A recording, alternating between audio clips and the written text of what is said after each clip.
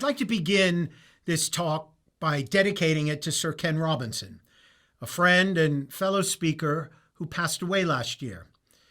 Those of you familiar with TED Talks will know the name Ken Robinson because he gave a talk in 2006 which remains one of the most watched TED Talks of all time. And I've seen many speakers in my career. Ken Robinson was the best of us. So Sir Ken, this one's for you. And if somehow, somewhere you were able to watch this, I'd want you to think more than anything else that it's relevant for the times that we live in. And certainly relevant for the times we live in is the focus of this event, which is the future of relationships. And can I just say that the relationship that's most important to all of us right now is our relationship with the truth. And without the truth, there is no trust. And without trust, every relationship eventually will fall apart. And I want you to take this personally, because this is a talk about you. And I want you to think about the most important relationship in your life. Most likely it's your husband, your wife, or your partner. And I'll make a prediction. The day that trust disappears, it's over. It's over. Or it will be over. And it's already happened to some of you watching this.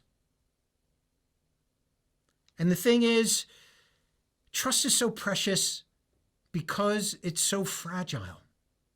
Just like any important relationship. So trust where and in what? Well, trust at home with the people we love the most. Trust in the workplace, in the schoolroom, in the boardroom. Trust on the internet, on radio, on television. Trust in local government and regional government. Trust in national government. Trust in the facts. Trust in science. Trust in vaccines. Trust in election results. Trust in telling the truth. And the truth can hurt, but lies can kill. And there are many big lies right now doing great harm. Big lies that are killing people. Big lies like COVID is a hoax. That's killing people right now. Or that climate change is a hoax. It's killing people right now. Or that this election was rigged. This election was not rigged. Donald Trump lost this election because people didn't trust him. And they didn't trust him because he told so many lies, including about COVID, including about climate change, and most of all, about the election. And people died. People died in Washington, D.C. on the 6th of January because of big lies. And I think the biggest challenge all of us have right now, no matter who we are, no matter where we live, no matter what we do, the biggest challenge is to confront big lies wherever they exist. Because if we don't confront them, we become complicit. We become part of the big lie. And I think there's a very short distance between what's best in us and what's worst in us. I think it can be measured. 632 kilometers between what's best and what's worst. Let's start with what's best. We'll start here in Venice. Venice has been part of my life for 30 years. I've been privileged to have been able to live there part-time. Venice, I think, is one of the supreme examples of the very best of what man is capable of. Building the most beautiful city in the world on mudflats in a dangerous lagoon. and it still stands. I also think it's the best example ever of man's collective imagination, and one of the best examples of the role that beauty can play in enhancing our lives. I also think I am my best self in Venice. And I don't know about you, but do you ever think about where you are your best self and the reasons why? It really is something to contemplate. And only 632 kilometers from Venice, that very short distance, is the very worst of what people are capable. That's Auschwitz.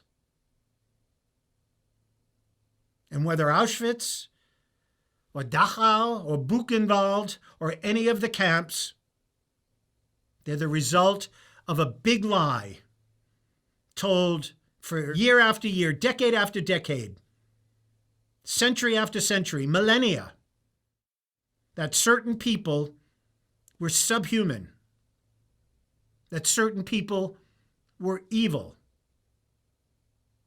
And if you didn't stand up to a big lie, this big lie, if you turn the other way, to any big lie, you become complicit.